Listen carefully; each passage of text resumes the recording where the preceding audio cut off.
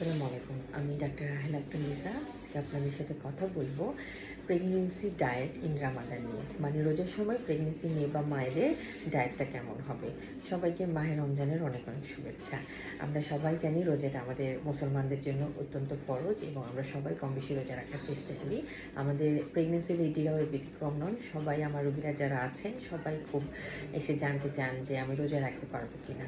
So প্রথম কথা হচ্ছে রোজা রেখে যদি আপনি অসুস্থ না হয়ে পড়েন কিংবা আপনার প্রেগনেন্সিটা খুব বেশি কমপ্লিকেটেড না হয় তাহলে অবশ্যই রোজা রাখবেন। মোট কথা আপনি যদি রোজা রাখতে পারেন অবশ্যই রোজা রাখবেন, আমাদের তরফ থেকে কোনো নিষেধ নেই। এখন আসি এই রোজার সময় তাহলে আপনি ওষুধগুলো কেমন করে খাবেন।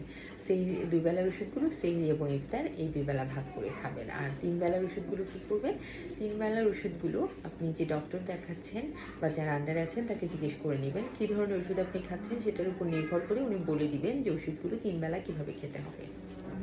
গেল। এখন আসি প্রেগনেন্সি ডায়েট নিয়ে। রোজার সময় আমরা সবাই জানি যে এই সময়টা আমরা আখনি পোলাও, বিরিয়ানি, ভাজা পোড়াটা অনেক বেশি করে খাই। সবাই খুব পছন্দ করি এই ধরনের খাবার ইত্যাদিতে খেতে। বাট প্রেগনেন্সি মেয়ে বা মায়েরা ভাজা পোড়া, তৈলাক্ত খাবার, বিরিয়ানি, পোলাও টাইপের খাবারগুলো খুব বেশি খেতে পারবেন না, কারণ এগুলো খেলে আপনাদের যেটা হবে অ্যাসিডিটিটা অনেক বেশি হবে এবং আপনার রোজা রাখাটা কষ্টকর হয়ে যাবে। সো আপনি কি খাবেন? আপনি খাবেন খুবই আরামদায়ক সহজপাচ্য খাবার। কি হতে পারে সেটা? সেটা হতে পারে ঘরের তৈরি কম মশলাযুক্ত পাতলা খিচুড়ি, কিংবা আপনি দই চিরা কলা, খুব সুদিং একটা খাবার, সেটাতেও আপনি ইফতারি করতে পারেন।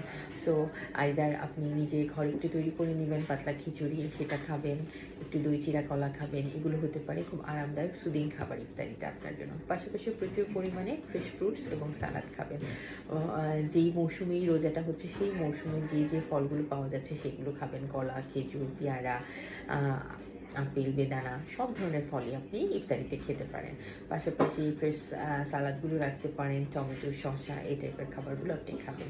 এবং ইফতারিতে চেষ্টা করবেন ট্যাং বা রুয়াবজা জাতীয় শরবতগুলো অ্যাভয়েড করে বেলের শরবত খেতে অথবা লেবুর শরবত খেতে, এবং তার সাথে শরবতের মধ্যে আপনি একটু 1 চামচ তোকমা দানা এবং 1 চামচ ইসবগুলো ভুষিয়ে অ্যাড করে দিতে পারেন। এটা আপনাকে আরও বেশি হাইড্রেটেড রাখবে।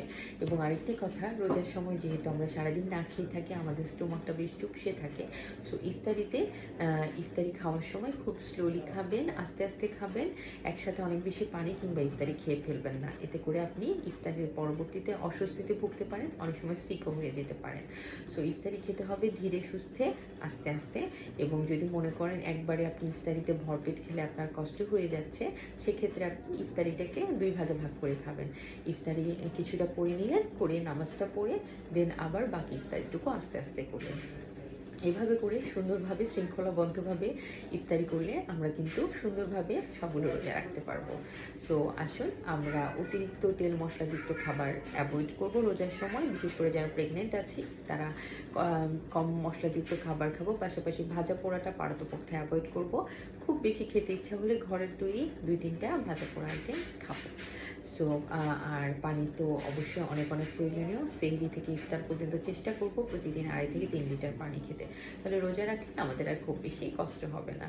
সো আসুন সবাই সুস্থভাবে সুন্দরভাবে রোজাটা পালন করি, আল্লাহকে বেশি বেশি করে ডাকি এবং নিজেরাও সুস্থ থাকি, অনেক অনেক ইবাদত করি। ভালো থাকুন, সুস্থ থাকুন। ধন্যবাদ সবাইকে।